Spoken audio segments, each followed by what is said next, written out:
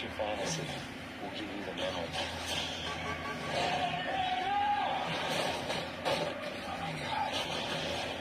Why are they trying to kill me? Your mind was implanted with a life you think you've lived. Let me.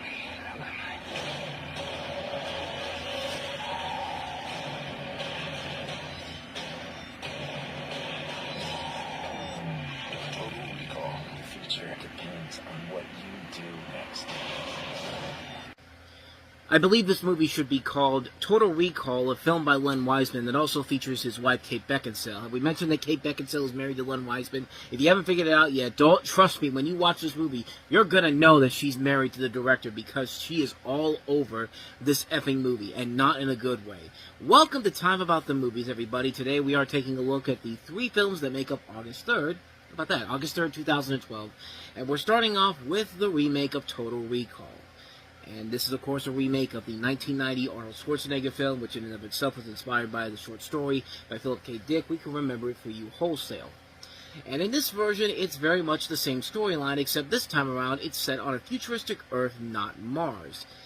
But it essentially has the same kind of premise overall, except this time, the land has been, chemical warfare has basically devastated the Earth. The only habitable land left is 2 areas, the United Federation of Britain and the colony spanning all of Australia. So in other words, America is pretty much fucking gone at this point, which, considering where we are in the political world right now, that's probably a possibility in the future. But like in the other movie, you have Douglas Quaid, now played by Colin Farrell, who's a factory worker with a stable job and a loving wife, played by Kate Beckinsale. But upon learning that there's a company called Recall that can grant him the memories of the ultimate espionage adventure, he decides to take a virtual vacation. But in the midst of having new memories implanted, something goes haywire. He's branded as a spy, the authorities close in, and he's quickly fleeing for his life. Later, Quaid discovers that his life and memories were implanted, and he joins forces with a rebel soldier, played by Jessica Biel, on a mission to track down Matthias, played by Bill Nighy, the head of a resistance movement that's been labeled as a terrorist organization by the tyrannical Chancellor Cohagen, played by Bryan Cranston. Cohagen seeks to control the free world. The harder Quaid fights to defeat him, the clearer it becomes that his memory has been altered long before he walked into Recall. So, the original Total Recall was a movie that was very silly, but it was the fun kind of silly. It was a silly that worked to Paul Verhoeven's advantages as that director. It was a smart movie, it was satirical, it was funny, it was action-packed. It delivered everything you needed to give you a fun movie overall. Even if it wasn't anything like the book it was, or the short story it was based off of, it was still a great movie regardless. So it makes perfect sense for a studio like Sony to take a look at Total Recall and say, you know what we need to do? Let's get the director of Underworld to completely destroy everything that made the original movie a great film, and let's put more emphasis on the wife of Colin Farrell because the director is banging her. That really is one of the biggest problems of this movie. It's the fact that one of the main characters in this is Kate Beckinsale as kind of another villain here, because now we have 3 villains in this movie now. We have Cohagen, we have Matthias, and now we have Colin Farrell's wife in here. Because I mean, literally, they take the Resident Evil approach with this, because Paul W.S. Anderson's banging Mila Jovovich, so that means we got to put her at the main focus of the movie. Here she goes again. Here he goes. Len Wiseman goes with this film. But here's the thing, though. With Resident Evil, it makes sense, because Alice is the main character of that storyline. Hell, Len Wiseman did with the Underworld movies. Again, it makes sense, because she's the main character of that movie. You're taking a character that was a supporting character, but a big supporting character that was killed halfway through the movie. And they decided to upgrade it because, again, Beckinsale's banging the director. And it's just like, there's no reason for her to have a longer storyline in this than she does here. I mean, this character becomes so obnoxious, so annoying every time she comes on screen. Like, it's one of the things that made me just... It frustrates me every time I see it because she adds nothing to the new additions to the storyline here. This movie adds way too much stuff in here to pad out this runtime so much longer. The critical scene in the original Total Recall is there's a point in the movie where, Arnold Schwarzenegger is being told by one of the guys who runs Recall that, you're living in you're back at Recall. This isn't really happening right now. He's about to take this red pill, and he thinks that he's making coherent arguments to him to do this. But then he realizes and looks very closely and sees that this is part of a fake thing, and basically just shoots his wife and all that. Like, that's a scene that takes about 5-10 minutes, the scene in this movie is twice that long. And it's nothing but people just arguing and arguing about, it's his best friend, Joaquin Woodbine, basically telling him, you're back at recall, man. And it's just like, it keeps going on and on and on and on. It's just like, this thing goes on for nearly 20 minutes. 20 minutes of this movie is wasted on this fucking scene. And it's just kind of like, you've taken the most pivotal point of the first movie and have completely ruined it by just stretching it out for no reason whatsoever. Again, this is a scene that could easily be wrapped up in 5 to 10 minutes like the original film, but no, you want to add your own layer to it. You want to be cool with the kids, and guess what? It didn't fucking work. The original movie had this nice, glossy, grotesque feel to it that felt like its own world. Like, it didn't feel like the same world that came from Philip K. Dick's other more successful sci-fi film at that time, Blade Runner. But in this movie, this remake here, it's bleak, it's dark, it's ugly looking. This is a really lazy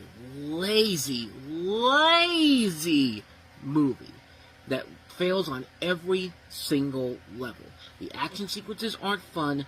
The characters aren't well written. The direction is terrible. The writing is terrible. The elements they add to make this their own thing are fucking awful.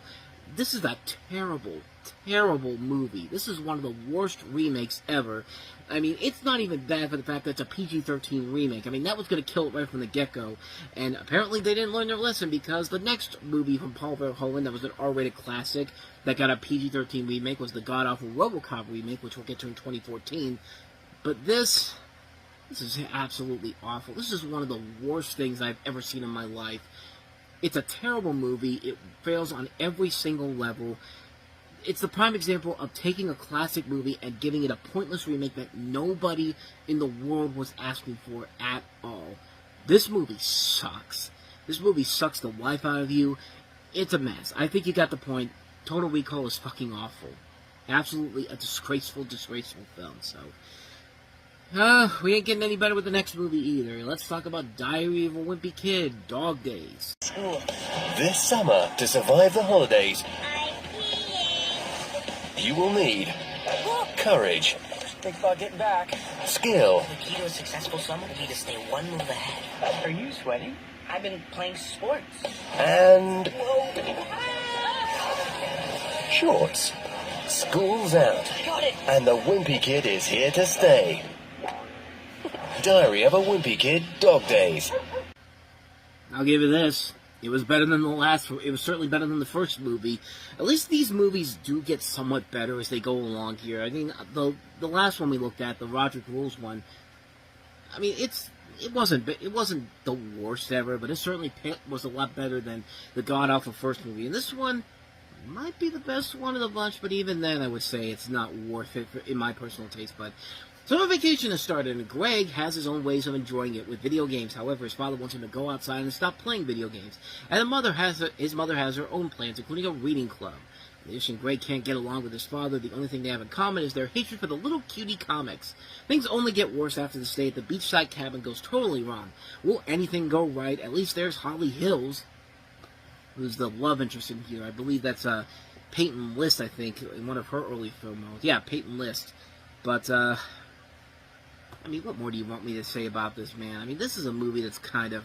These movies don't really affect me as a whole. They're not made for me, per se, so I can't really criticize anybody for any kid that really likes these movies. I mean, like I said, these are not great movies. I mean, this one is the best of the bunch, but even then, these movies are not great, and they're pale imitations of the source material as a whole, which I'm glad they made them into animated films, because those ones are actually a lot better and fit right into what you expect when you think of Diary of a Wimpy Kid, the book series.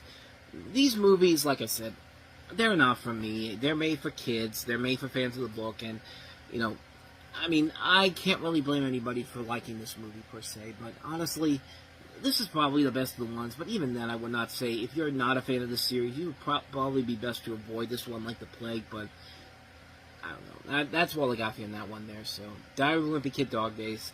Best one, not by that much, though, so let's go ahead and move on to our last movie that we have here, easily the best movie this week, and that is Celeste and Jesse Forever. What are you two doing? What do you mean? Yeah, what do you mean? You guys have been separated for 6 months. You're getting divorced. And you spend every day together as if like it's no big deal. We are separated and we're friends. It's the perfect breakup. Sorry. Beth is so angry. Ah, she is uber angry. Yeah. I mean, that's pretty much all you can really need to see to describe the premise of this movie. You have Celeste and Jesse, played by Rashida Jones and Andy Samberg, who have been best friends forever. They did in high school, they got married, and now they're getting a divorce.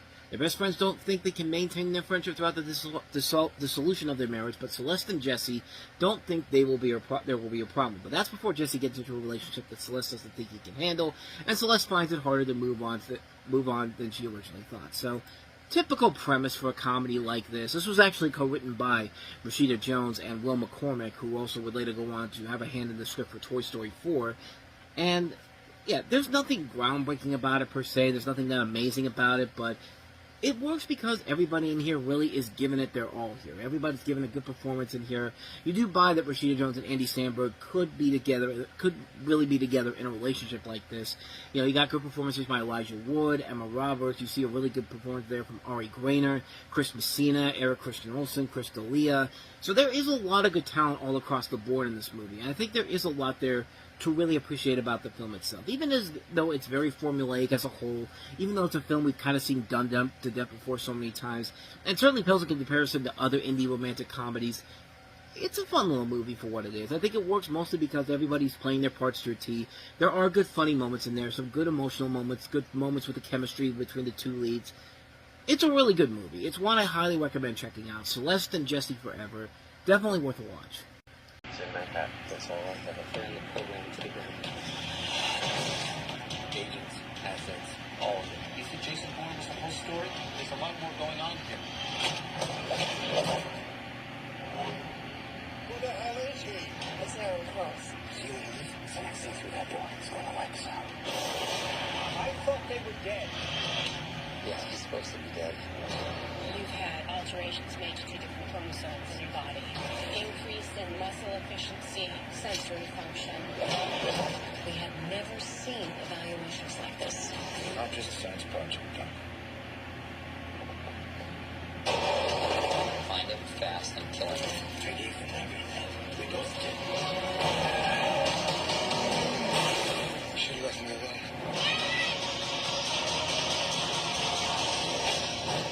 Okay?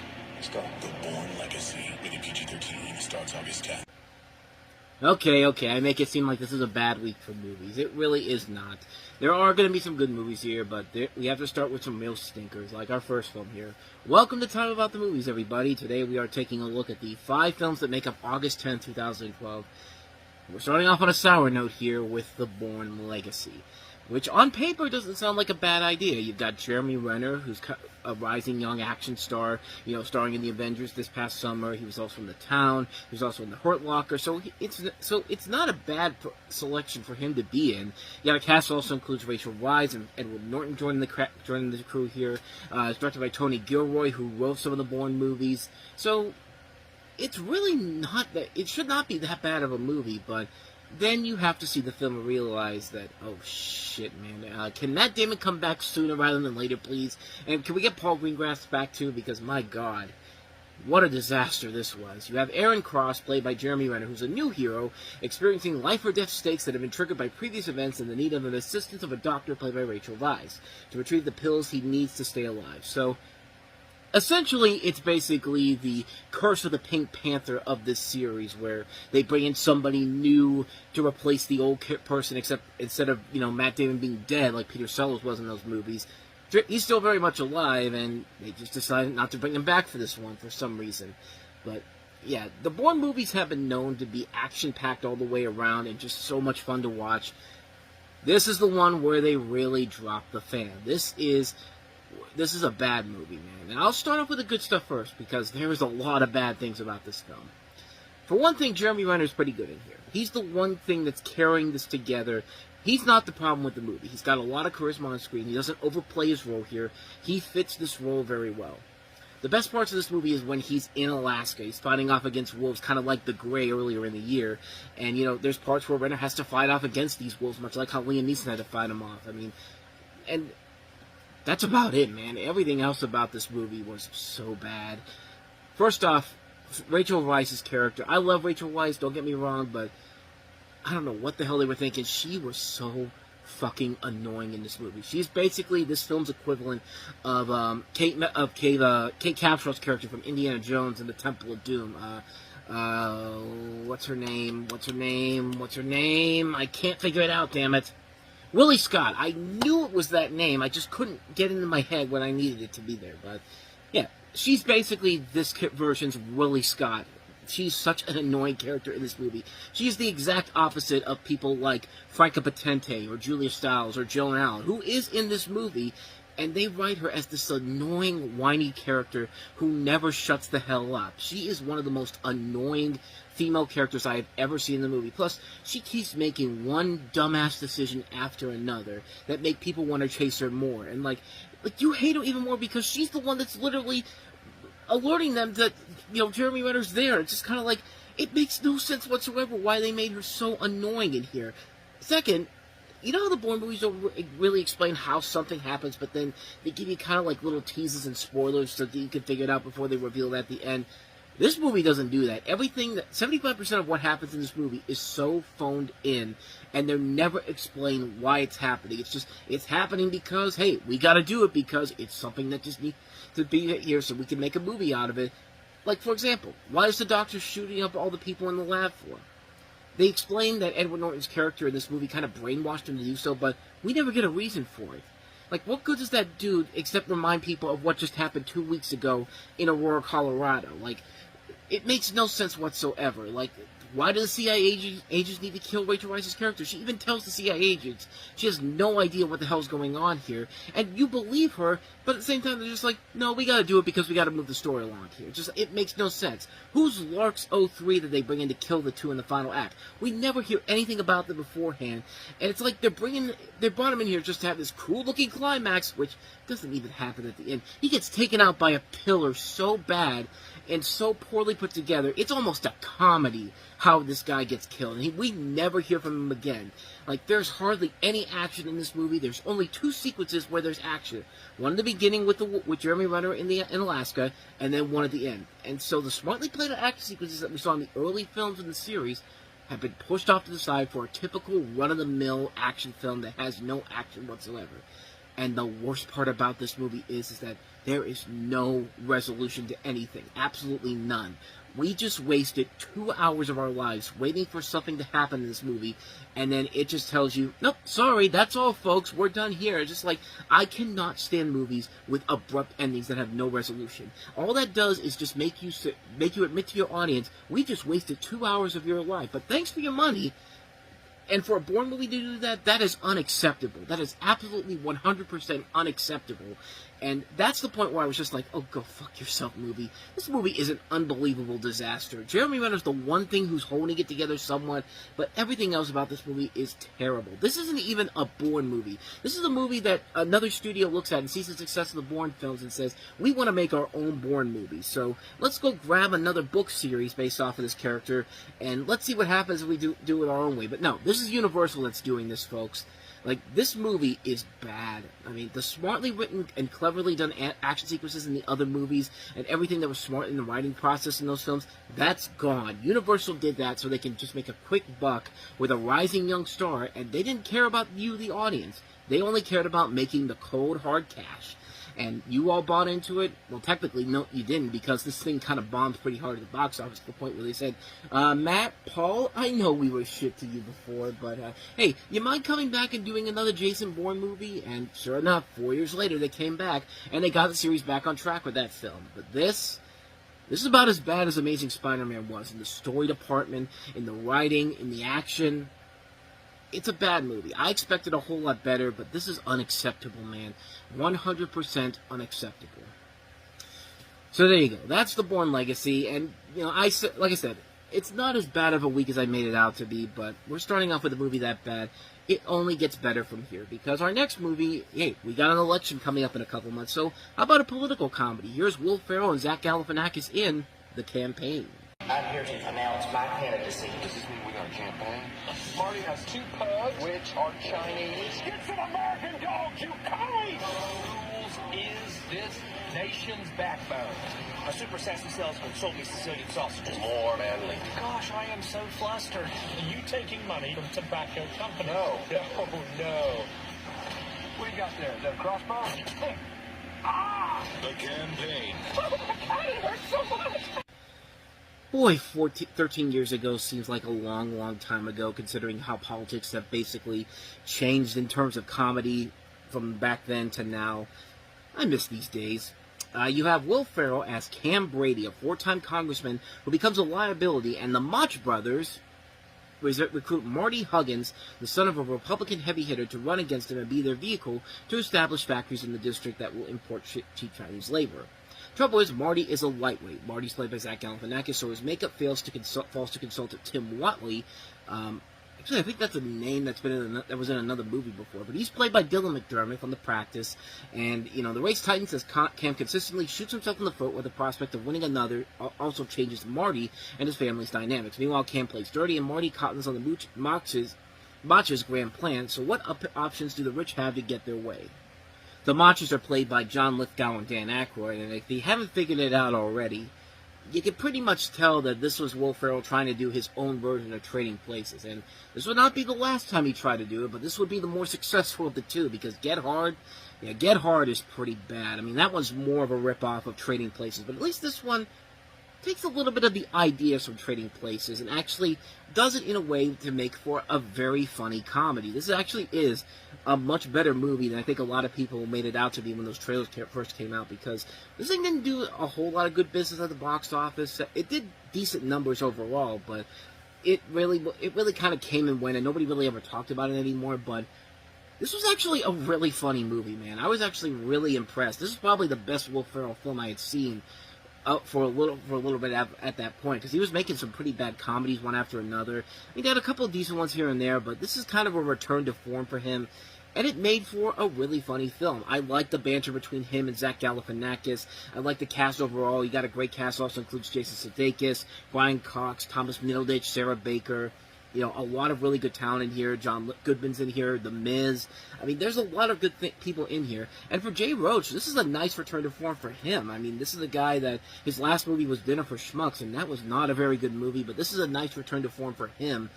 This is probably the last really good movie I've ever seen him direct, because after this he did Trumbo, which I don't think which wasn't great overall. Bombshell, not great either. And The Roses, which was just okay. Not as good as it could have been, but certainly was a lot better than I think it.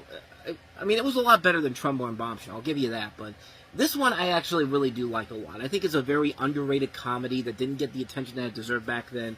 And I think it was made mostly because, hey, we got an election coming up in a couple months to elect the next president, which ended up being, of course, Obama again.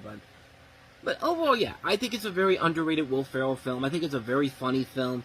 It's definitely worth checking out. Go back and look at this and see how funny it was to make fun of politics back in 2012 compared to now. But yeah, it works. It's a very funny film. I enjoyed it a lot. The Campaign. So let's go ahead and take a look at our next film, and that's Tommy Lee Jones, Meryl Streep, and Steve Carell in the romantic comedy Hope Springs. I want a real marriage again. From the director of The Devil Wears Prada. You have come here to restore intimacy to your marriage. Good luck. On August 10th, It's not too late for anyone who's willing to try. fall in love Trying to get the old magic back. all over again. We've said so well we might be able to get out of here, aren't we? Okay, next step. What is it? Hold hands in public, sing a serenade. It's sex. We should just clear things and go. Hope Springs, rated PG-13. Michael Scott's been having those crazy fantasies about, Agent K banging whatever character whatever famous Meryl Streep character you could think of. I mean, that was a joke that I had more planned for, but that really didn't go anywhere. But that should not take away, my bad joke should not take away from the really good movie that is here, because this is a really good movie. You have Tommy Lee Jones and Meryl Streep as a middle-aged couple whose marriage have declined until they are now think in separate rooms and barely interact with it in any meaningful, loving way. So Meryl Streep's character's had enough and finds a book by Dr. Fell, played by Steve Carell, who inspires her to sign them up for their doctor's intensive week-long marriage counseling sessions. Although Arnold, played by Tommy Lee Jones, sees nothing wrong with their 30-year-long marriage, he reluctantly agrees to go on the expensive excursion. What follows is an insightful experience as Dr. Fell manages to help the couple understand how they have emotionally drifted apart and what they can do to reignite their passions. Even with the doctor's advice, the two find that renewing their marriage's fire a daunting challenge for them both. And this is a really good movie. It's directed by David Franco, who we've talked about a lot of his really good stuff before. Marley and Me, The Devil Wears Prada. His last movie, I think, was one of his best films with The Big Year. This might be his last really good movie he's ever made, because following that, he's done One Chance, Collateral Beauty, Jerry and Marge Go Large. So yeah, not very good films overall, but this is a really good film. It's a film that is very well done. Actually, the writer of this is Vanessa Taylor, who was one of the creators of one of the main writers on Game of Thrones, which certainly is a very interesting pedigree to go from. Actually, did she do Game of Thrones? Yeah, she wrote for Game of Thrones, but she actually she did Game of Thrones, but most notably, she was nominated for the Oscar for writing The Shape of Water. But I mean, I wasn't too far off with that one. But the movie works mostly because of Meryl Streep, Tommy Lee Jones, and Steve Carell. The three of them work off each other very well. It's cool to see Tommy Lee Jones in something that is very different from what we're used to seeing him in. We're used to seeing him as the gruff, always like looking like he's ready to kill somebody mentality. But in this movie, he gets a chance to show his lighter side, which is something we haven't seen from him in a long, long time. And another opportunity for Steve Carell to broaden his acting chops as a whole too. And I think everything works very well in here. The comedy overall is really good. The dramatic elements are nicely done. It's a nice comfort food movie that you go into it, you watch for a couple of hours, and you never feel like you wasted your time with it. You feel like you get more out of it when you watch it. It's a really good film. And again, kind of an underrated film, because it didn't do gangbuster business at the box office. I mean, it did well enough to bring back its small budget, and it was nominated for a couple of awards for Meryl Streep, of course, because it's Meryl Streep. Not an Oscar, but a Golden Globe, People's Choice Award. And it really just kind of came and went when it did. I mean, it made the money and ran, and I think it deserves a lot more than that. I think it's a very solid romantic comedy, a well-made film. It's definitely worth it. I highly recommend checking out Hope Springs.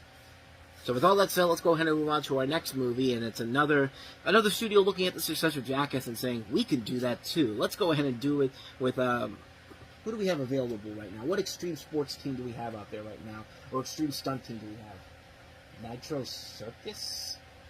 Hey, apparently Nitro Circus is the thing, so let's give them a movie, see what happens. All we've been hearing is, there was never just one. Of course there was never just one fake action movie with fake stunts. That's a sequel to a sequel you've already seen before from a book no one's ever read. If you're ready for real stunts with real action heroes, there's only one Nitro Circus movie. Why would you sign up for that? I don't know. Now you tell him. Nitro Circus 3D. Rated PG-13. In theaters everywhere August 8th. Okay. Your first mistake was PG-13. That's your first mistake right there, because you're already telling the audience of Jackass, you're not going to get anything that's specifically tailored for adults only. No. We got to make this PG-13 so that the families can come and see it. Number two, that god-awful marketing campaign. Like, did you really think The Bourne Legacy was going to be successful enough that you had to make fun of the marketing campaign behind it and make it sound like make it even worse with that lame setup for a joke that wasn't even that funny to begin with? Third, this is a lame movie, man. But even if you're a big fan of Nitro Circus, this movie you deserve a lot better than this garbage. Motorcycle stunt riders perform death-defying tricks in state-of-the-art 3D. Okay, I'll stop. Risking life and limb by way of bikes, trucks, buses, motorcycles, and semis. These are the things of Nitro Circus, and therefore the movie, led by Travis Pastrana, Nitro Circus got to start back in the early 2000s with a collective of extreme sports buds starting to crank out DVDs of their backflipping, tumbling, face-in-the-dirt, engine-propelled stunts. Yeah, so... you've got, Travis Pastrana in here. The only other big notable name... Oh, well, Dietrich's in here, too. And Johnny Knoxville, too. Johnny Knoxville's in here. Channing Tatum. So, I mean, I'm not a big Nitro Circus fan in general, but I get the feeling that, once you do a couple of these stunts, the shtick gets old pretty quickly. I think this is from the same jackass people in general, because Jeff Tremaine's also in here too. You know, Rob Diedrich's now more well known for ridiculousness. But other than that, though, like I said, this is a movie that really does feel like they saw the success of Jackass. They wanted to make a movie based off of that. But the thing with Jackass is that the Jackass guys, they may do these gross-out stunts and all that, but they put time and effort and are elaborate with them. Most of the stunts in Jackass are not the same thing. With Nitro Circus, it's pretty much the same thing. It's just like, hey, watch us do this extreme stunt with a bus, a car, a truck, a train. It's just like, yeah, after a while, that shit gets old really, really fast. And, yeah, people were not stupid enough to go see this. This thing flopped hard at the box office. It has a 6% on Rotten Tomatoes. I mean, this thing was a mess from the get-go, and nobody was going to buy into this. Because it's just like, you're not doing anything that makes Jackass... You're not doing anything that the Jackass guys haven't perfected beforehand. You're just doing the same things over and over again with a different vehicle. It's just kind of like, what's the point? Like, why am I even here right now? Yeah, people weren't stupid enough to buy into this. It crashed and burned. You can kind of see why. It just wasn't made for... It just wasn't fun overall. It was just kind of a lackluster attempt to rip off Jackass, and not in the best way possible. This thing came and went, and it's kind of hard not to see why.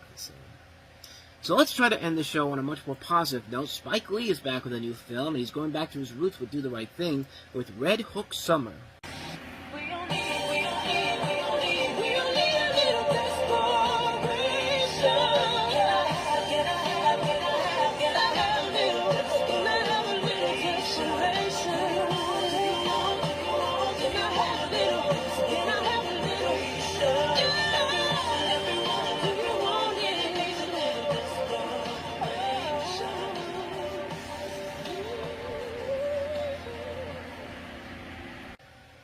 So this film is actually the sixth part of Spike Lee's Chronicles of Brooklyn series. It also includes films like She's Gotta Have It, Do the Right Thing, Crooklyn, Clockers, He Got Game.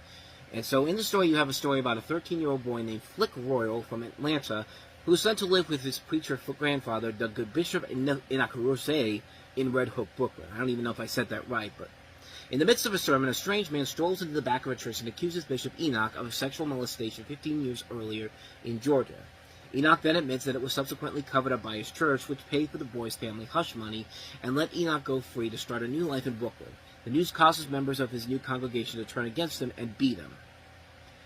And the biggest problem with the movie overall is that it starts off with an interesting concept of a coming-of-age story, but then just takes this radical turn in the second half where you have to wonder, was Spike Lee making the script up here as he goes along? There's never really that sense of a consistency with the script and the pacing, and it really ruins the overall flow of the movie. You got good actors in here. I think Jules Brown was pretty good as Flick, and Clark Peters is also very good too. The rest of the cast doing a good job carrying the enjoyment of the film over. And one of the other things that really kind of bugged me about the movie was the fact that it is connected to Do the Right Thing to the point where, if I remember right, I think Mookie actually does show up in this movie. Yeah, it's literally a blink and you'll miss it cameo. It's like an uncredited cameo in here. And it never really feels like he's there for a specific reason. He's only there to kind of tie this back in to Do the Right Thing. And even then, it's not really worth it in the end. It's just like, why'd you even bother trying to connect it with this? Why didn't you just make it your own thing? But, I mean, to its credit, it's not a bad movie. It's certainly not one of Spike Lee's worst movies, but you expected a lot better from Spike Lee in general. This feels like a film that was written at the last minute, especially with the third act that just basically comes out of fucking nowhere. Like, the movie overall is just okay. I think it gets by with its cast. The cinematography by Kerwin Devonish, I think, is very well done. Plus, you can never go wrong with some good music by Judith Hill and especially Bruce Hornsby. If the script had been better handled, they probably would have had something good here. But as it stands, it's definitely a movie I would say for you probably want to watch it one time, but then you'll never want to watch it again afterwards. It's really a film that isn't that great overall, and it definitely feels like the lesser of this Chronicles of Brooklyn series that Spike Lee had. I mean, he really should have just worked more on the script overall before they finished the filming of this. Like, it really did feel like he was making the script up as they went along, and it just didn't work out as it should have. But not bad, but not good either. So, a mixed opinion on Red Hook Summer. Afraid of me? You should be. There's a plan. Show him. You don't need more men. I'm back. You've been back enough. Here we go!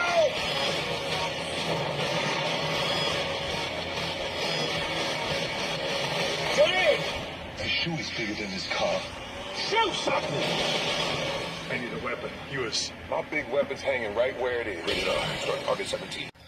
And that trailer right there gives you kind of a sum up of why this is my favorite of the Expendables movies. Welcome to Time About the Movies. Today we are taking a look at the 6 films that make up August 17th, 2012. And of course the big new release is The Expendables 2, which follows once again The Expendables, a mercenary group as they seek revenge against Jean Villain, played by Jean-Claude Van Damme, a rival mercenary who murders one of their own and threatens the world with a deadly weapon. Cast includes Sylvester Stallone, Arnold Schwarzenegger, Bruce Willis, Jason Statham, Jet Li, Dolph Lundgren, Chuck Norris, Randy Couture, Terry Crews, Liam Hemsworth. Right off the bat, this movie easily outpaces everything that was done in the original film, but that doesn't really propel it to like 5-star excellence by any means necessary. But then again, that's part of the fun of these movies, is that you don't really expect 5-star quality with a movie like this. You just want to see some of your favorite action stars from the 80s and 90s coming together to beat the shit out of each other, and that's exactly what you get with these movies. And like I said, this one is definitely the best of the bunch. I mean, this is the one where it came together so well. Once again, Sylvester Stallone and the crew work very well together. A lot of the comic humor that's thrown in there is really good. One of the big surprises of the movie was Liam Hemsworth, who really felt unnecessary at first just because, he got a few lines in the Hunger Games and then he had these quieter moments. Wasn't he worthy enough of being in The Expendables 2? And it was when somebody like Chris Hemsworth probably would have made more sense, but he does work in here pretty well. He's got a lot of charisma. He is very good in the film. He actually does play a part in this movie. It isn't just a throwaway character, like somebody who's supposed to be the hot shit because he was just in the Hunger Games. Like, he actually plays a part in this movie. The action sequences overall are incredibly well done. The first scene of the movie where the team crashes this plane into the caves is so well done. And how can you go wrong with the last major action sequence featuring all these action stars? You see Schwarzenegger, you see Stallone, you see Willis, you see Statham, Lee, Van Damme. They're all together beating the shit out of the bad guy in this, and it just works. It's almost as fun as watching the Avengers finale. That's how good of an ending that is. It actually kind of sums up, kind of is a perfect, bookend to the summer in general. We had this great climax in the Avengers, and then it wraps up with this great climax in Expendables 2. So, yeah, a perfect bookmarking for the summer in general. It also paced very well too. It doesn't feel long at all, and it doesn't go 2 hours long. It really doesn't feel like a movie that feels like it's wasting your time in here with this film in general. Like I said, the biggest problem with the film is the story, which is pretty much what you expect from a film like this. It's not expected to be groundbreaking storytelling overall. Like, it's just kind of there to have these people come in here, and if you give me something entertaining to take my mind off of it, you make something good overall, so I'm willing to let it pass. I thought Van Damme's villainous role was I liked it better than the villain in the last movie, Eric Roberts, but even then, he still went a little too over the edge in terms of his over-the-top performance in this. His plan didn't really make a whole lot of sense in general. It seemed like he was taken down way too easily. But then again, that's part of the fun of these movies. You turn your brain off, you have a good time with it, and if you can stand to see it, you can stand to enjoy it, you can have a lot of good time with it. And that's what I feel about this movie. It's a fun film that works best if you turn your brain off and just go in expecting a good, fun, over-the-top summer escapade. And that's exactly what you get in here. Just accept the fact you're in there for a brainless action spectacular, and you get what you get here. It's a very good film, a very fun film overall. Story gets pushed off the window, but hey, it's worth it in the end just to see these great, great action stars of the past coming together, beating the crap out of each other. What more could you ask for with The Expendables 2? So, now, if you're looking for a good, fun movie with a good storyline, and a lot more than that, let's take a look at our next movie, and that is Paranorman. Can you see ghosts everywhere all the time? Yeah. Awesome. Now listen close. The curse is real. You've got to use your gift to stop it. I told you, nothing. Come on. We're pretty much zombie slayers. Paranorman, from the makers of Coraline, in theaters this summer. So this is, of course, Leica Animation's follow-up to their successful Coraline from 3 years ago, and it really did establish themselves as the big stop-motion animation feature company out there, because we really didn't have a big stop-motion animated company out there for the longest time. And Tim Burton worked on The Nightmare Before Christmas, James and the Giant Peach, and Corpse Bride, which Corpse Bride I think was kind of the start of that stop-motion company as a whole. But here's the second film to show what Leica Animation can really do, and they really take a lot of chances with their movies. And Coraline was the first good step in the right direction. Here's what happens when they get a second film to do whatever they want. In the town of Blythe Hollow, Norman Babcock is a boy who can speak to the dead, but no one besides his eccentric new friend Neil believes his abilities are real. One day, Norman's estranged, eccentric uncle tells him of an important annual ritual he must take up to protect the town from a curse cast by a witch, a condemned creature, centuries ago. Eventually, Norman decides to cooperate, but things don't go according to plan. Now, a magic storm of the witch threatens Blythe Hollow as the acute cursed dead rise. Together with unexpected new companions, Norman struggles to save his town, only to discover the horrific truth of the curse. With that insight, Norman must resolve the crisis for good as only he can. And really, like I said before, stop-motion films are very hard to A, put together, and B, criticized, because you see the effort on the big screen. These take a long time to work on, so it's very rare for them to screw them up unless it's something in the story area, which, you know, I mean, sometimes it does that. Corpse Bride is kind of one of those examples where it's a good movie, but the story overall, not really complex overall. I mean, even Night Before Christmas is one of those great ones, with great movies, but the villain's kind of an unnecessary villain overall, but Corpse Bride actually is a part of stop-motion history because it was actually the first stop-motion film to use the technology that Leica had been using. In fact, I think Corpse Bride's actually sort of a Leica production overall. I don't know if it's officially theirs or not, but with what they did with Corpse Bride, they essentially created a system where the stop-motion characters can move without the filmmakers having to move them all around. And I didn't find that out until well long after that movie came out. So Corpse Bride is part of a piece of history overall, because if it wasn't for that,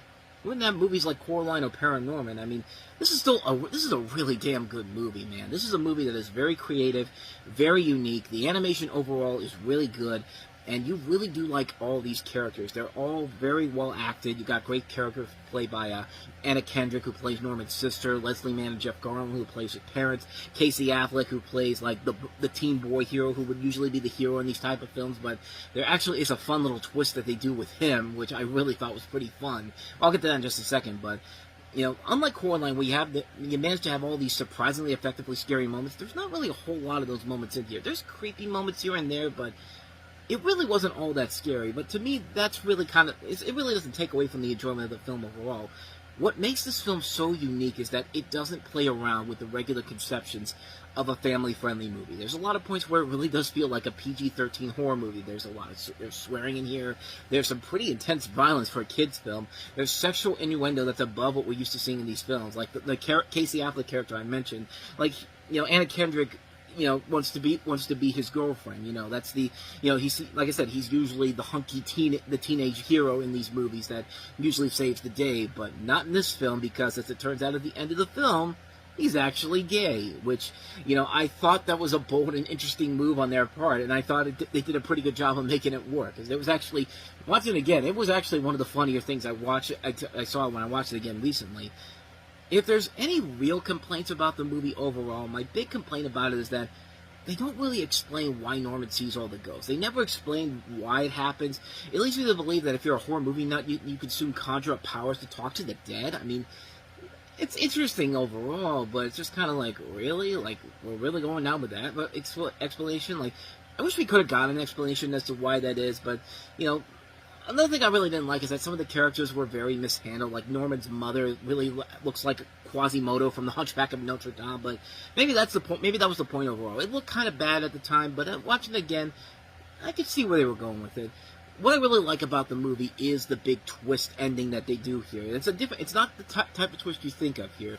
Like, they do explain, you know, what this witch is and what exactly happened in this town, and you know, it essentially came down to a big misunderstanding, and the way it's handled, the way they present it, that to me is what gives Leica that unique edge that we don't usually see with a lot of other movies. Because in any other movie, it'd just be a normal villain goes down type of storyline, like a Corpse Bride or Night Before Christmas. But with Paranorman, there's a hook this time around, and it works very effectively, and it really makes this movie really stand out more than I initially thought it was when I first saw this film. I mean, this is a really, really good movie, and it does show that Leica Animation was for real, and they will be putting out some more really good movies as the decade goes on. And we haven't heard from them since the start of the decade, honestly. The last thing we saw from them was Missing Link. That may have been their weakest film overall, but it was still a good movie. But at the same time, you do wonder what's taking them so long with their next film. I don't know if it's just a studio thing, or it's just because of COVID. I mean, I don't know. I'm wondering why it's taking them so long to get a new film off the ground. But Paranorman is a really good movie, no question about it. It's Halloween right now, so if you have not seen Paranorman, seek out Paranorman if you haven't, because it's definitely, more than definitely worth a watch. So we got the good stuff out of the way. Now let's get to some of the garbage this weekend. Let's go ahead and move on to our next movie, and that is Sparkle. All I think about is music. It takes a lot of faith to believe in yourself. We can't stop now. Go too close. This Friday, Jordan Sparks, Whitney Houston, Derek Luke, Mike Epps, and CeeLo Green. I always knew you had the gift. Don't lose it. Sparkle, rated PG-13. In theaters Friday. Sparkle, sparkle, sparkle. Fuck yeah! Sparkle, sparkle, sparkle! Oh, how I wish this movie had that same kind of energy to it, but sadly, another one of those big letdowns. I was really looking forward to this movie overall, just because of the casting alone, but, yeah, unfortunately, it didn't quite live up to the hype I really wanted it to live up to. So, it's set in the 1960s, where you have three sisters forming a girl group. One of them is played by Jordan Sparks, the other is played by Carmen Ejogo and Tika Sumpter, and, you know, they become Motown sensations against their mother's wishes, their mother being played by Whitney Houston. But fame both becomes a challenge and an obstacle as the close-knit family begins to fall apart due to this. But one girl, Sparkle, played by Sparks, senses some hope for the future despite every circumstance. And as I mentioned, Jordan Sparks, Tika Sumpter, Carmen Ejogo are the three ladies in here, this girl group. But you also have Whitney Houston as the mother, Derek Luke, Mike Epps, CeeLo Green, Tamela Mann, and Omari Hardwick. And it features songs from Curtis Mayfield, who wrote the songs for the original movie this is based off of, as well as new songs by R. Kelly, and also the debut acting performance of Jordan Sparks. And it really would have fallen off my radar had it not been for Jordan Sparks, and especially for Whitney Houston, especially considering that Whitney Houston passed away earlier in the year, and, you know, is arguably the greatest female musical artist out there. The voice on her alone, like, every time you listen to a song, you just get compelled to listen to it. And yeah, she had her problems. Is behind the scenes, but it doesn't take away from the greatness of that person, of Whitney Houston in general. You know, Michael Jackson had a lot of problems too, but we still love what Michael Jackson does, regardless of what anybody's trying to do with these Leaving Neverland garbage out there. But I digress. Like, you know, this movie really came to another level once Whitney Houston passed away, and to her credit, she is one of the best things about the movie. You know, Jordan Sparks is also really good in here too, and, you know, she actually is very terrific in her leading debut. She's got a lot of good acting potential overall, and, you know, these two work together very well in these scenes. They're pitch perfect, and you can see why they're so good in here. The biggest surprise of the movie to me was Curtis Armstrong, who you know is Booger from Revenge of the Nerds, Snot on American Dad, and of course Dan on Dan Versus, and I thought he was really good in the small parts he was in. A role that's completely outside of what you're used to seeing him. He's kind of like the role he played in Ray, ironically also the same thing, the head of a record company, much like he is in this movie. Carmen Ejogo and Tika Sumpter I thought were very good. I thought they were really delivering some of the best performances in the movie, acting-wise and singing-wise. The songs are really good. The direction by Celine McKean, who also did one of my favorite films from last year, Jumping the Broom, was very good. So it sounds like it's a good movie. Then you get to some of the problems with it. The bad things kind of begin with Mike Epps, who I really do like, but in this movie, he was not that good. He's supposed to be like the funny comedian of the movie, but none of the jokes he had in here were that good. I mean, I could buy him as a sleazebag almost usually, but, I mean, it really doesn't work in this movie. Like, I mean, he plays it so well when he plays Ice Cube's brother in the Friday movies, or his nephew. It's not not his brother, is it? His cousin Day Day. That's who it was. I knew it was one or the other. I digress. But yeah, he makes it work in the Friday movies, but in this, not so much. Which leads into another problem with the movie. There's too many points where they mention race into it. I mean, CeeLo Green's literally playing a character called Black. Some of the dialogue feels way too very stereotypical for black people. Like, you know, some of the dialogue even goes to levels like white people do this, black people do this. And I don't know if it's the fault of, you know, Marbach Aki, who also did the game and mostly does television work, or more to the story writers, Joel Schumacher or Howard Roseman. But I mean, I don't know. Like, I don't know if it was just that, or maybe I'm the one that's crazy here, because obviously I'm not black. But I digress. But lastly, the biggest problem with the film is that it's called Sparkle, but Sparkle isn't the main movie focus of the film until the last 30 minutes. Most of the film is spent on Sister as she goes through her ups and downs. Once she's sent away in the last 30 minutes, the film then turns over to Sparkle to become a successful songwriter, and it's just kind of like, the movie is called Sparkle, and we're just getting to her main storyline in the final 30 minutes. It's just kind of like, it's like what happened with the Lorax earlier this year. Like, the Lorax story gets pushed off to the side so that we can tell the story of Zac Efron and Taylor Swift, you know, falling in love. And it's just kind of like, come on, man. Like, we're not here to see that story. We're here to see Dr. Seuss's The Lorax. And here, we're here to see Sparkle. Like, I mean, like I said, I haven't seen the original film, so I don't really know if that's what actually happens in that movie. But it really does feel like the title of the movie doesn't get even mentioned until half hour left in the film. Like, I mean, I make it seem like this is a bad movie. It's not that bad. The music is good. The acting overall is good. The direction is not that bad. There are a lot of good things about it. I just wish there was a little bit more to it that I really would have loved to see. But unfortunately, it just wasn't there with this film. It's a mixed opinion on me. I like it, but I've never had the will to go back and watch it again, unfortunately. So, mixed opinion on Sparkle. So, take that for what you will. I certainly enjoy it more than our next movie, which, oh boy. This one is an ungodly mess of a film. Let's talk about The Odd Life of Timothy Green. There's something you need to know about me. From Disney. Incredible. This isn't gonna work, is it? No. On August 15th, You know that he's different. Yeah, that's what I like about him. Yes. you'll fall in love You're not the only one with a secret. Really? with Timothy Green. This is the coolest girl you ever hoped to meet. Guys? Sorry. The Odd Life of Timothy Green, rated PG. Where do I even begin with this? Because on paper, it looks like just your typical Disney family fantasy adventure film. Well, it starts off like that, but then when you have a trailer like that with wannabe Hal Douglas doing this whimsical narration, and, you know, you see the trailers and you make it seem like it's going to be the story where, you know, these parents are heavily flawed with themselves, and nope. What you'll see in this movie as we talk about it here is so dry, is such melodramatic bullshit. I mean, the story about this is that you have these two parents receiving bad news from a fertility doctor, Jim and Cindy Green, played by Joel Edgerton and Jennifer Gardner, who try to bury their dreams of having a child by writing out all the great traits their child would have and putting them in a box in the garden. During a freak storm in the middle of the night, they awake to find a boy named Timothy, played by C.J. Adams, with leaves growing on his ankles, standing in their kitchen calling them Mom and Dad. Cindy and Jim are thrown into the midst of parenthood, and over the coming months, Timothy will teach them that there's more that they can handle about being parents and raising a child, no matter how he comes into their lives. Which, on paper, like I said, does not sound like a bad idea for a storyline here.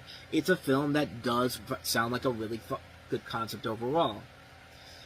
What that plot synopsis isn't telling you is that Jennifer Garner and Joel Edgerton are two of the worst people that you will ever meet in your entire life, because their whole idea is that they're going into this adoption area with this woman played by Elizabeth Pena, they're trying to convince her to allow them to adopt a kid. And when you watch them throughout this movie, you see that these two should not be anywhere near a child by any means necessary, because these are terrible parents. These are parents that don't give a shit about anything except just to it's basically what I feel about kids nowadays. When I ever see parents with kids, it's like when I see them in the stores and the kids are crying out loud and the parents don't give a shit, it really is just like, you didn't want a kid because you want a kid. You want a kid because you want to have an accessory to show off to people. Like, hey, take a look at my kid here. Isn't he wonderful? Or she, or whatever he is. Like, you know, like, those type of parents I hate. This movie has those type of parents, except they're taken to 11 because they never learn their lesson. They never learn about being a real parent. They never once think about their own actions overall. Like, there's literally a part of the movie where, you know, Joel Edgerton tells the social worker that, you know, I told him to fight his own battles. And then there's literally a scene earlier in the movie where he's literally saying, you know, if you see somebody, just run the other way. They never learn a lesson in this.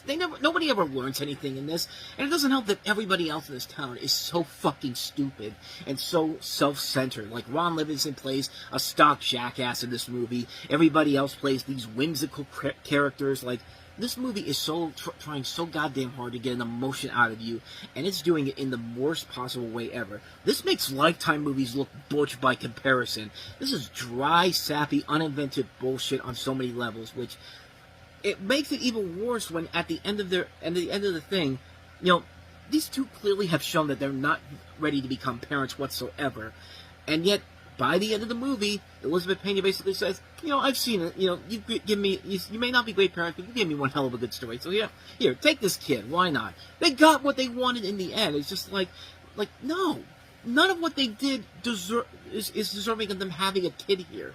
This is absolutely one of the most disgusting movies I have ever seen in my life. It is sappy for its own good. It's sappy on its own worst possible matters. It takes really good talent across the board. It gives them a terrible script to work with. It's a lousy movie, man. And this is a good director that directed this. Peter Hedges, who did Dan in Real Life. He did Pieces of April. But, man, what a gigantic misfire this pile of garbage was. Avoid The Odd Life of Timothy Green like the plague. Please. I'm begging you with every fiber of my being. And, yeah. So, yeah, we got through some really disappointing film at first, and then dry, sappy, uninvented bullshit with Timothy Green. Now here's pretentious garbage from David Cronenberg. This is Cosmopolis. Logical extension of business. Murder. So rich and cursed. The moment that line, I smell sex all over you, comes out, you know exactly what kind of a movie this is. This is pretentious garbage, and sadly, this is what David Cronenberg would be doing for the rest of his goddamn career. On the spur of the moment, 28-year-old Manhattan self-made multi-billionaire Eric Packer, played by Robert Pattinson, decides he wants to get a haircut from his regular and longtime barber Kraustown. A difficult journey today, if only because of the traffic gridlock from three high-profile but vastly different events taking place in the borough, including a wandering anarchist protest, they who largely use dead rats as the symbol of their protest. Through his trek, Eric, most taking place in a stretch limo, meets with several business associates, some as well as with as esoteric job titles as head of theory and personal acquaintances, including his several-week bride Elise, a wealthy woman in her own right, with whom he still has a somewhat distant relationship, if only because they don't really know each other. The start of Eric's day ends much differently than the end, as his personal fortune largely hinges on external forces in relationship to a speculative currency transaction, and as he learns someone is trying to kill him, who and for what reason, he does not know. We don't know either, because the movie won't tell us, because, like I said, it's steaming pretentious garbage from David Cronenberg. And, you know, David Cronenberg's made a lot of great movies in the past, but my God, this was the beginning of the downfall for him, because this is literally what he'd be doing for the rest of his career, taking these really great actors, Robert Pattinson, Paul Giamatti, Samantha Morton, Juliette Binoche, Jay Baruchel, and Kevin Durant, and giving them the most egotistically pretentious piece of garbage you will ever see in your entire life. This movie is goddamn stupid, and have its head so far up its own ass. Like, even pretentious people would look at this and go like, settle down here, buddy. I mean, I like more sophisticated movies, but even then, this is like you're insulting my intelligence here. That's what they'd be saying with this movie. Like, this is a god-awful movie, man, and we've seen clearly that Robert Pattinson is much better than these films let on, like these really bad films let on to be. He has proven in the last couple of years he's a good actor, but this, I mean, really, to be honest, it's not his fault the movie is bad. It's the script overall. This is a lousy film. It's got its head way too far up its own ass. It's an ugly movie. It's an ugly film. It's a boring film. What more can you say, man? Cosmopolis, just garbage. So yeah, we had a couple of really bad movies there, so let's see if we can turn the tide with our last film that we have here, Frank Langella in Robot and Frank. I haven't felt this good in years. Hello? Frank, it's me. What's going on in there? Frank Wells is a suspect in a multi-million-dollar robbery up the road. What? I'm kind of in a bit of trouble. Of course you are. I gotta get rid of all the evidence.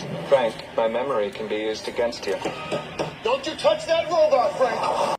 Well, somebody really took that subplot from Rocky IV about Paulie having a robot and made a movie off of it, and made a pretty good movie out of it. But then again, this is Jake Shire, the same man that just recently gave us Thunderbolts, so take that for what you will. In the near future, Frank, played by Frank Langella, is a retired cat burglar living alone with his successful son, while his successful son Hunter tries to care for him from afar.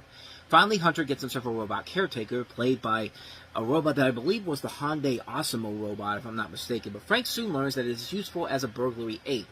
As Frank tries to restart his old profession, the uncomfortable realities of a changing world and his worsening dementia threatens to take beyond what any reboot can do for him.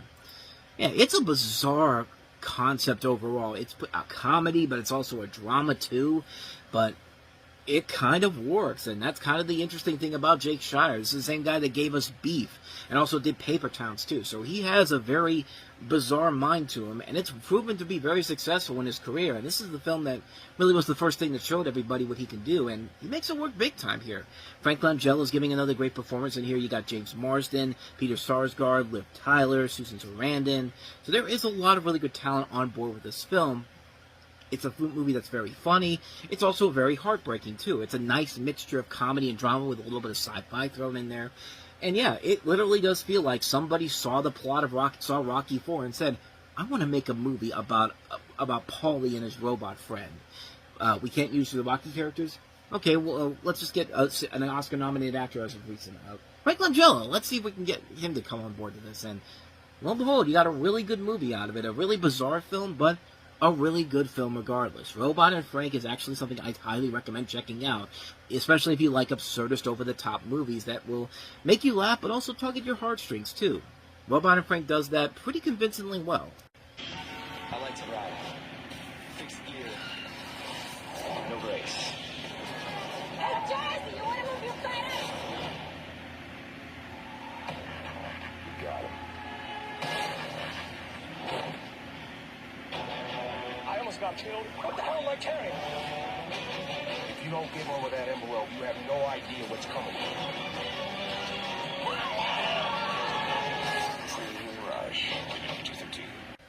Welcome to Time About the Movies. Today we are taking a look at the 3 films that make up August 24, 2012, and we start off with Premium Rush. In this movie, Joseph Gordon-Levitt plays a bicycle messenger who's chased around New York City by a corrupt police officer played by Michael Shannon, because of course it's Michael Shannon, why wouldn't it be?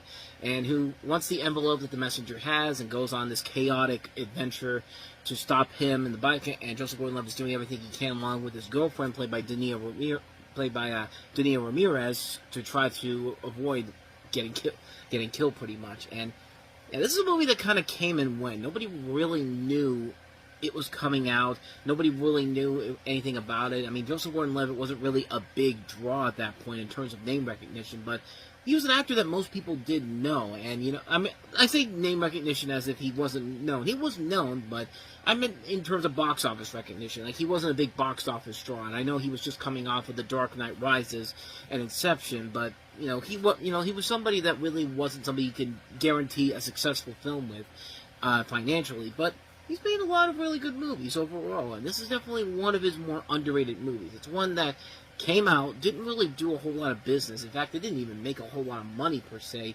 It did kind of underperform. It brought in $31 million off of a $35 million budget, so yeah, it wasn't a big hit, but that's not to say the movie is bad. Far from it. This is actually a really good film. It's a film that does keep you on the edge of your seat, because you have Joseph Gordon-Levitt and trying to survive this this corrupt police officer and all these chaotic things he does here, and it does keep you on the edge of your seat. It makes bike riding more and more intimidating than it has any right to be.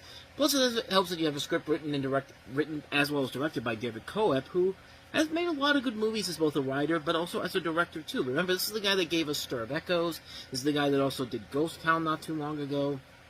But, yeah, this was probably his last good film, because he followed this up with Mordecai, which, yeah, that was not a good movie. But this one definitely is a much better movie than I think a lot of people give it credit for. It's a movie that came and went, never really made much of a lasting impact, but it is actually a lot better than I think people made it out to be. I think it's a very good film, a very underrated film, and it shows Joseph Gordon-Levitt's potential as a leading actor that he would later use in other films going down the road, such as Looper, coming out the next month, and then the following year he would have his best overall film, which he also directed, Don John, which I think is a terrific film overall, but I'll get to that one in 2013. But, yeah, overall, Premium Rush, pretty good movie. One that's definitely worth checking out. So, there you go. We got one good movie out of this dumping ground period beginning, but, next movie, not so much. Let's take a look at Hit and Run. Alex, what do you want? I want my money. That's it, bro. You got it. I was kind of involved in bank robbery. Charlie? I knew you were going to react this way. Who wouldn't react like this? A sociopath? I was in jail for 8 months. You didn't like the gym equipment? I got in prison because of you. Was it a black guy? No, it wasn't a black guy. Hit and Run. Is it one of those white guys? It's Filipino! Solve your dilemma? What part of the world my ass traveled to? Rated R. Okay, I make this out to be kind of a bad movie. It actually isn't that bad. Actually, to be honest, it's probably a lot better than this trailer lets on here. I mean, in the movie, you've got Kristen Stewart and Kristen Bell and Dax Shepard. Kristen Stewart, what the hell did that come from? Maybe I'm thinking of the other action comedy that came out not but a couple years later, American Ultra, which is actually a really good movie. But no, Dax Shepard and Kristen Bell, who I think their relationship had already been together at this point, and it follows Shepard, who plays a guy who's been placed in the Federal Witness Protection Program, going on the run with his girlfriend to escape a mobster, played by Bradley Cooper. You also have Kristen Chenoweth and Tom Arnold. Tom Arnold's actually in this movie, too, and he actually isn't that bad. The thing about this movie is that it really is not that bad of a movie. It actually does have a couple of decent, funny moments in it, more than I was expecting from this film in particular. Is it a great movie? No, not really. It's a film that kind of falls into predictable territory with the Witness Protection Program element to it, but the film overall actually does offer a lot more than you could possibly imagine with it. There are a lot of really good funny moments in it. The comedy overall is pretty solid, and it does lead to a lot of really good, hilarious moments all throughout the course of the movie. And, for a film that, follows the tradition of never work with your spouse, of course, Dak Prescott and Kristen Bell are married at this point, these two do work off each other really well, and the film doesn't suffer because of it. I mean, it's a movie that works because everybody is game for it. Everybody really is giving it their all here. Plus, there's a really solid cast in here that works very well. I always love Kristen Chenoweth.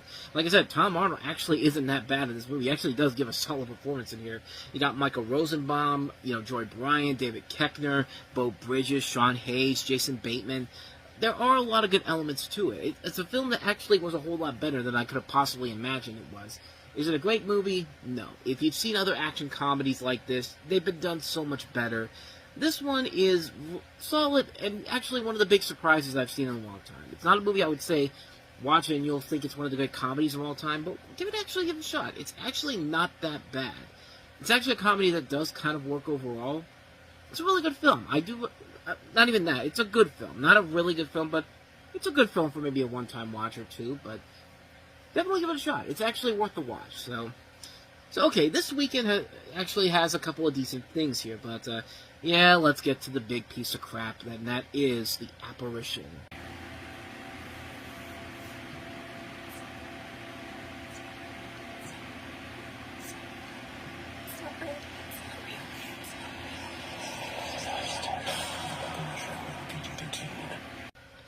Sweetheart, you got hands.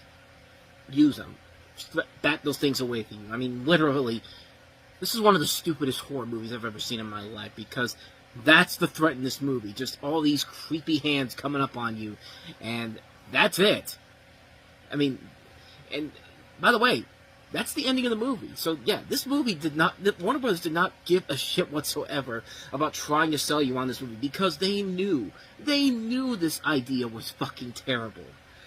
So what you have here is that you follow 3 college students, played by Ashley Greene, Tom Felton, and I think Sebastian Stan's the other one, after the death of their friend, who must battle a supernatural force that they summon themselves. So just don't summon them. I mean, that's pretty much all you need to do. But then again, it's typical white people in horror movies. We can't have logic in here, because if we did that, what else would we be doing with our lives? Something better than in this film. This movie is such a snooze fest, a bore of a movie. This is a film that has nothing of value to it whatsoever. There is no threat to this movie. There is nothing scary in this movie. There is nothing redeeming about this film. The entire movie is absolutely nothing but filler. The film literally ends with one of these characters going into an empty Costco, sitting in a tent, and just summoning this thing when, here's an idea, get the fuck out of the town and stop thinking about this thing. Like, nothing happens in this movie. Nothing happens in this film. You are wasting not even an hour and a half, but 80 minutes of your life are wasted watching this movie. Hell, you could watch one of my Title About the Movies Presents videos taking a look at specific months in a specific year, and you get more enjoyment out of it. That's how bad this movie is. If I'm recommending one of my own videos to you instead of watching this movie that has a $17 million budget to it, there clearly is a problem here. Seriously, where did $17 million go? Honestly, where did $17 million go? Who was the biggest star in this movie? What? Tom Felton? Malfoy? The chick from Twilight? The guy who's going to become Bucky, and who's Bucky from the MCU? Like, seriously, where did that money go? I mean, it's a small budget compared to other horror movies, but where did $17 million go for a film that's literally nothing? Nothing about this movie is scary whatsoever. Nothing about this movie is intimidating whatsoever. There is nothing of value to this film whatsoever except to waste your time because the studio knew it was bad from the get-go. They put it out there hoping they would make a quick buck, and sure enough, no. It didn't do anything because, like this movie itself, there is nothing to do with this film. Nothing at all. This movie is a train wreck. This is a disaster. This is an ungodly, awful movie. One of the worst horror movies I have ever seen. And I talked about The Devil Inside earlier this year. This one might just be even worse than that. Devil Inside's bad, but this, real money went into this movie. Someone actually thought this was a good idea that needed to be made, but no. This is considered threatening. Like, there. I solved your movie. So yeah. That's all I gotta say about The Apparition. I actually heard a little bit there. But, anyway, that's The Apparition. I don't think I need to tell you to avoid this one like the plague, because, come on. It's The Apparition, for God's sakes. It's so stupid. It's the super worst looking, man. I feel funny.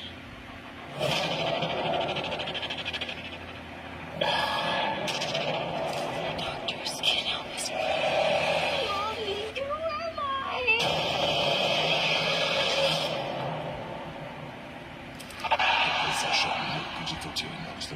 How many goddamn exorcism movies are we gonna fucking get? Yeah, we're not even going to bother with an opening this time around. Welcome to Time About the Movies, everybody. It's Labor Day weekend. We got 5 films to take a look at on August 31st, 2012. And we got to start off with the biggest new release of the weekend because you fucking teenagers will buy anything, won't you? The Possession. Gee, haven't seen this done before. And this plot is so original and so compelling that... what am I thinking? This is a masterpiece of horror classics, this, or whatever you want to go with here. I don't know, I'm confused right now. But the story, the basketball coach Clyde and his wife Stephanie divorced a couple months ago, and their teenage daughter Hannah and the girl Emily M live with their mother and spend their weekends with their father. One day, Clyde stops his car at a yard sale, and M buys an antique carved box and becomes obsessed with it. M finds the hidden lock and releases an evil spirit that possesses her. Gee, haven't heard that done before, Exorcist. Soon, Clyde discovers that M has a problem, but his ex-wife and her boyfriend, Brett, do not pay attention to him and get a restraining order against Clyde. Clyde sees out Professor McManus, and when he sees the box, he explains that it is the Divot box, whereas a fiend is trapped inside. He also explains that the box should not be opened. Too late for that, stupid idiots. Otherwise, the person will be possessed by the spirit. Now, Clyde travels to a Jewish community in New York, and the rabbi's son, Sazdak, returns with him, expecting to exorcise M to save the girl. Yeah. I mean, do I even need to tell you what's wrong with this fucking movie? It's the same movie as every other exorcism movie and every supernatural possession film that we've ever seen. The title is so generic. The Possession. Like, that's just as generic as something like The Last Exorcism from last year. Like, but at least with The Last Exorcism, they actually had a hook to it. There was something about it that actually made it work. Actually, that was 2 years ago, not last year. 2010 was that came out, but you get the idea. Like, this is a movie where they don't do anything that different or anything new about it whatsoever. I mean, this is about as generic as a movie with the title Amityville in it. Like, the 86 billion different Amityville movies out there that are out on DVD, because you know they have nothing to do with the original Amityville horror. Just like this has nothing to do with an exorcism movie or an exorcist movie, but like I said, there have been exorcism movies that have had unique edges to them. The Last Exorcism, for example. Hell, even The Exorcism of Emily Rose was an interesting take on the concept overall. But this just feels like a movie that has been done to death before so many times, and you know, no originality whatsoever comes from this film. I mean, despite the good cast they have in here, Jeffrey Dean Morgan, Keira Sedgwick, they deserved a lot better than this. Hell, Sam Raimi deserves to have his name on a better movie than this. Like, this is bad. This is a bad movie. So, and yet idiots bought into it. There's the white teenagers out there went to see it on opening weekend, and it was such a dull weekend at the box office that it was the #1 movie for the second weekend in a row the following weekend. Like, you fucking teenagers will fall for anything out there. I mean, these are the same group of people that made Prom Night, the PG-13 remake of Prom Night, the #1 movie at the box office 4 years ago. Just, do I even need to say anything more about this movie? The Possession, just awful, awful film. So let's see if we can get better with our next movie. And we do, but not enough to me to say that it's one I should highly recommend. But it is a movie that is better than certainly The Possession. It's Lawless. My brother's bootleg. Money just started pouring in. Success made them famous. Not okay. I think it's a matter of perspective. But when the corrupt go too far, Here's the new special deputy. There's the liquor and where's the money? Did you want my brother? three brothers will rise. This is a war they're waging. We don't lay down for nobody. Lawless, based on the incredible true story, rated R. So yeah, this is a movie, like I said, feels like it should be grand and epic. It's directed by the same guy that gave us I was The Possession, but that's the film we just looked at. The Proposition, that's the one I'm thinking of. The Proposition, and more recently he did The Road, and this is written by Nick Cave, that same writer, and it's almost there, but not enough for me to say it's one you should really go out and really see as one of the best movies of the year, but it's... Let's talk about it. The film is about the violent conflict between three bootlegging brothers played by Tom Hardy, Jason Clarke, and Shia LaBeouf, and the corrupt and ruthless lawman played by Guy Pearce, who tries to shut down the brothers' Prohibition-era moonshine business after Forrest refuses to pay him off. So imagine that episode of The Simpsons where alcohol gets gets banned in Springfield, and Homer basically becomes a bootlegger, and except minus the laughs, and this takes place in the 1930s. But yeah, it's got a good cast overall. Gary Oldman's also in here. Mia Wasikowska from Alice in Wonderland. Jessica Chastain. So, I guess I can't really say it's a bad movie per se. Not even a bad movie. It's just a passable movie. It's a movie that's like, okay, I mean, there's much better movies that have done this story before and done it better.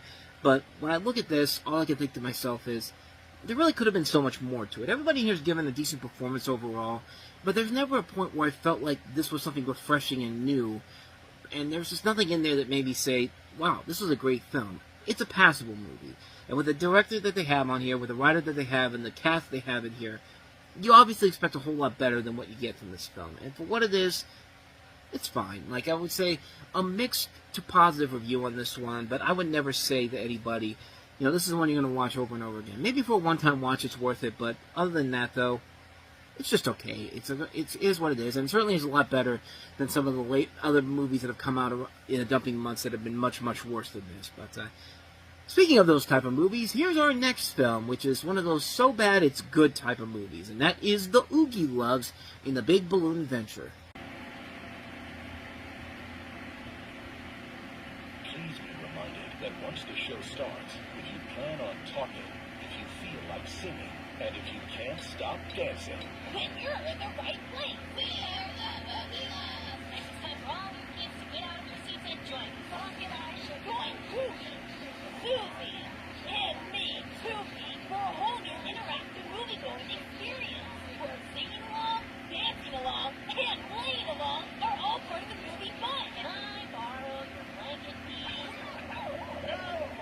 And only in the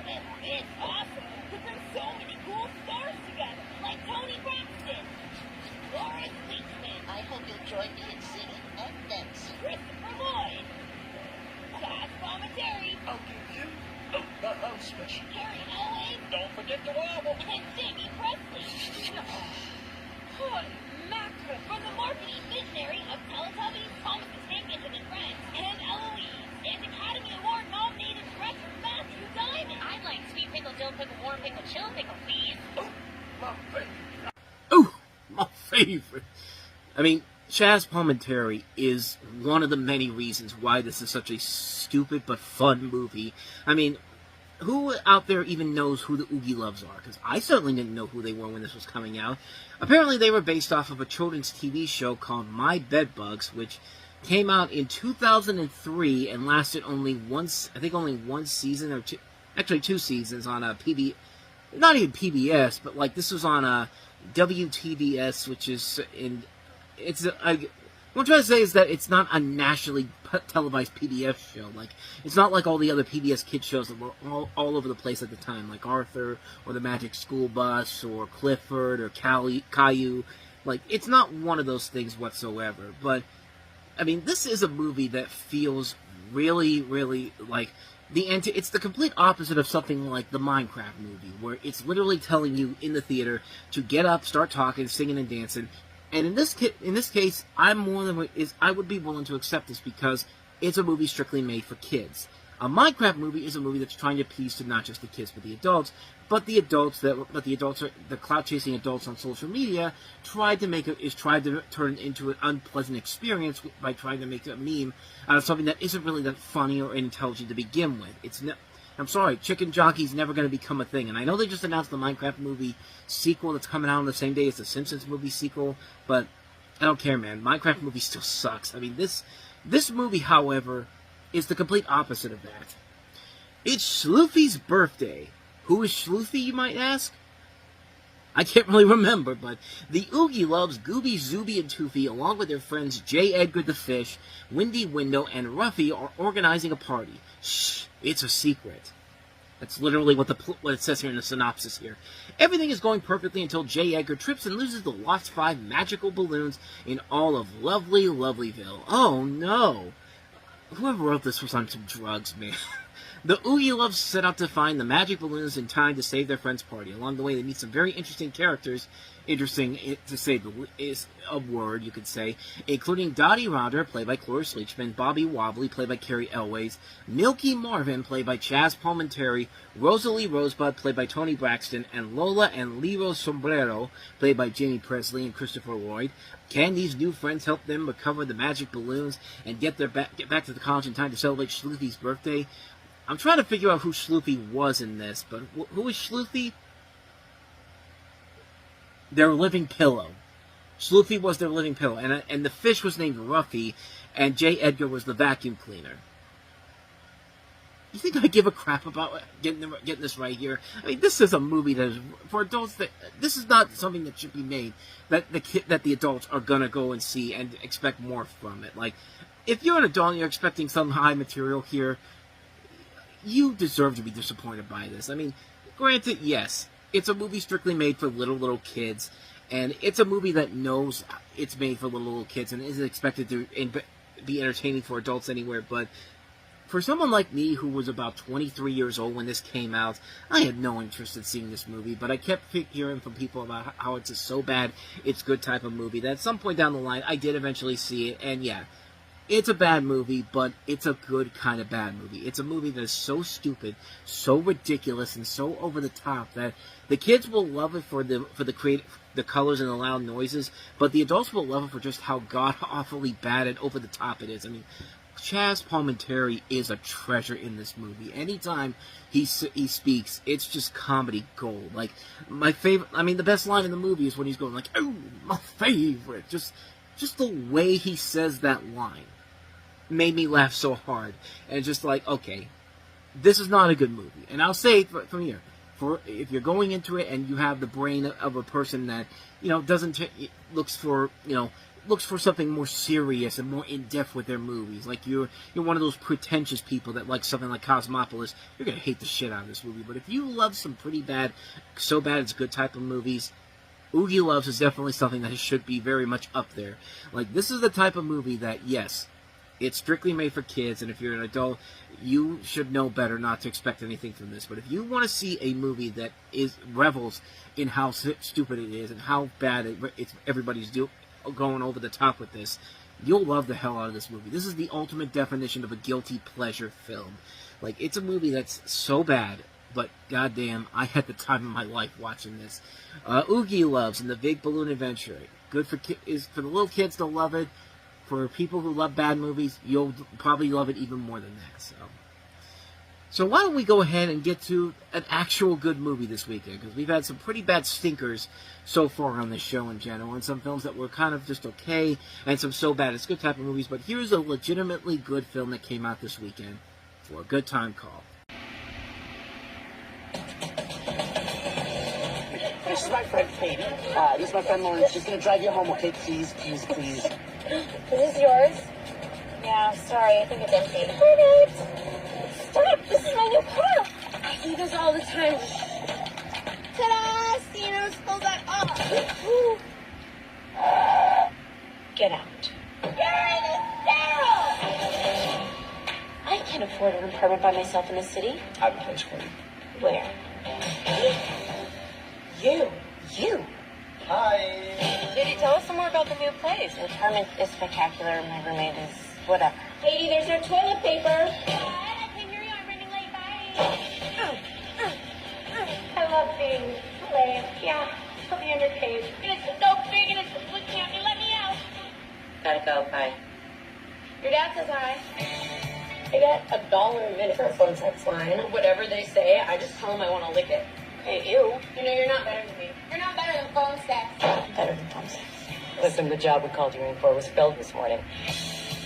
I want to make 1/3 of the profits, and I'm not getting on the phone. It's strictly business. Oh, I like a little fire in there. 1877. Yes. Rachel, it's Schmokayam again. Oh, billing, please. Billy! We've made $12,000 in 3 weeks. I don't want to be boring anymore. I should be our second operator. All right. Tell me what you're wearing, you dirty little slut. Oh, it's a sweet dress from St. Vincent. Lauren, hey, I thought we were going to take this seriously, right? I have a friend who's a girl, and I like it. Me are running a phone sex line. Boom. You ladies are living some messed up version of the American dream. Cut. Can I just say something? It felt a little stiff the last time. I'd call. Freeway, yes, I can do that. I'm Kitty, and I'm here with my friend. I'm Kitty. Oh, Kitty and Teddy? That's, guarantee you that's going to confuse me once I start.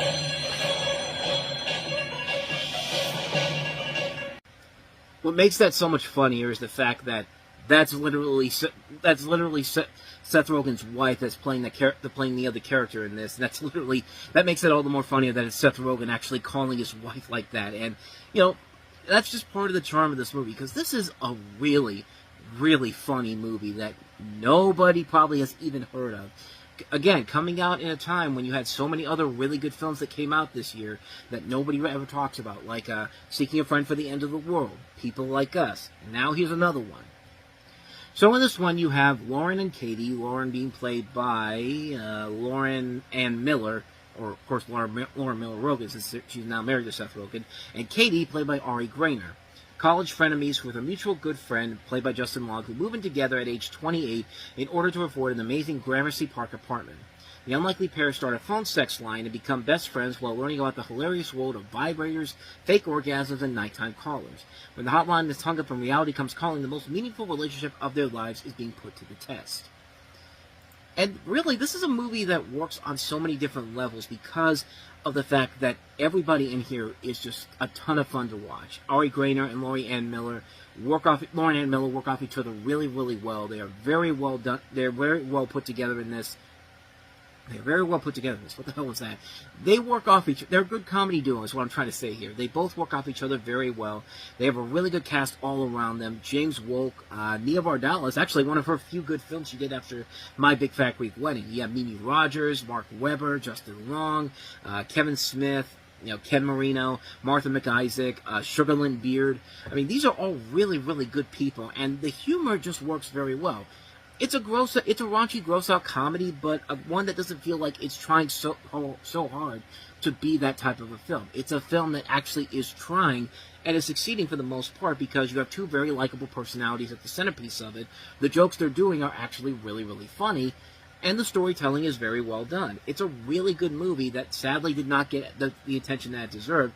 It came and went at the box office, and it never really had a lasting impact after it came out on Blu-ray or DVD. It just kind of got pushed off to the side, which, again, it's a shame because it's a really, really good film.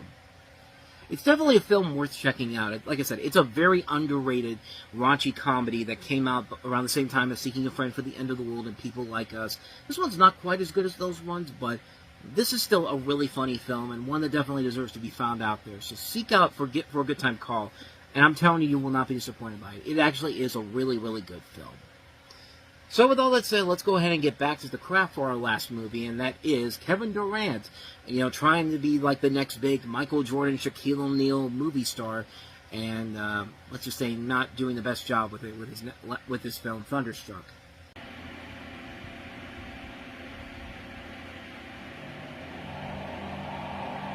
From Rookie of the Year to 3-time scoring champion to All-Star MVP and beyond, he is Kevin Durant. Here is Durant for the win!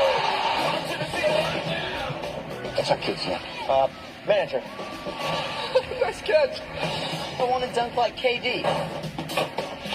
Why don't we do this at my house? We live closer to the hospital. Oh.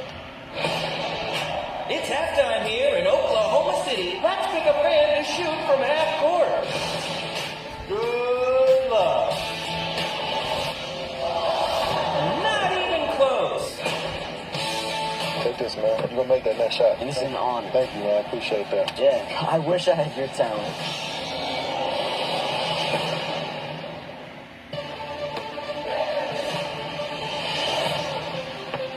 What are you doing in uniform? On a shot for the team again. Tryouts are over, Billy.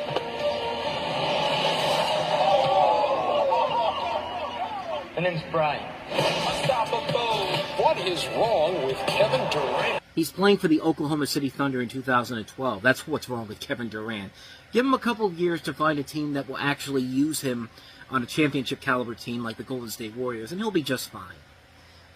Yeah, this movie is so fucking bad. I mean, stop me if you've heard this plot before. The plot follows a boy who magically gets Durant's basketball skills, and the duo must figure out how to return them. So this is a movie that is literally taking the plots of Space Jam and Like Mike and even a little bit of Kazam and merging it together into a fabricated, put-together film by the studio, which is so obviously there by the fact that there is a lot of NBA on TNT in this movie. You see a lot of the people from inside the NBA. This is a Warner Brothers movie, too, so keep that in mind. And that's literally what the movie is. It's a rip-off of so many other much better movies. And, I mean, it would work if there were some likable people in the cast, but, the kid in this movie is not that exciting. I mean, this kid is not that great whatsoever. Taylor Gray, I mean, he's a 16-year-old kid. I mean, this isn't like Lil Bow Wow in Like Mike when he was still a little kid. Like, this is a guy who's a teenager. It's just like, you want to be like Kevin Durant. It's just like, okay, well, go and practice more and, do some other things in your life. You're 16 years old. Go live your life, like, for God's sakes. And Kevin Durant, man, I don't think Kevin Durant is a bad I don't think Kevin Durant can't be a bad actor, but my God, man, he is struggling to get to act in this movie. At least Michael Jordan was supposed to played who he was. He's Michael Jordan. He wasn't playing an actor in Space Jam. He was playing himself. At least Shaquille O'Neal was trying with Kazam and Steel. At least the half the people that were in Like Mike were at least trying. I mean, there was a lot of people in that movie, basketball stars, that were acting. Like, you know, there's so many basketball movies out there. That one, Eddie. What was the other one that what was another one that came out recently? Just Right was another one that had. But you know, I mean, this is a movie where you should have something there. You know, you should be something on the level of Oogie Loves. Know that you're going to be a bad movie, but if you're going to be a bad movie, have fun with it. Do something creative and unique with it, and even if it doesn't work out. At least the Oogie Loves movie did that. This did not. This is a movie that is so badly put together, but then again, you wouldn't expect anything less from the same amazing director that gave us the Big Mama's House sequels and Deck the Halls. That's right, ladies and gentlemen. John Weitzel is the director of this movie, because someone still clearly thinks he has some directing abilities, and sadly he does not. I think I made my point on this film. I didn't get to do it last week because it actually technically did come out the week before, and yet I couldn't find it on Box Office Mojo. But yeah, I think there was probably a good reason why. But hey, some good news out of this. Kevin Durant said that he's done acting after this movie, so hey, good on you, man. Now go win another NBA championship with a team for once. So anyway, that's Thunderstruck.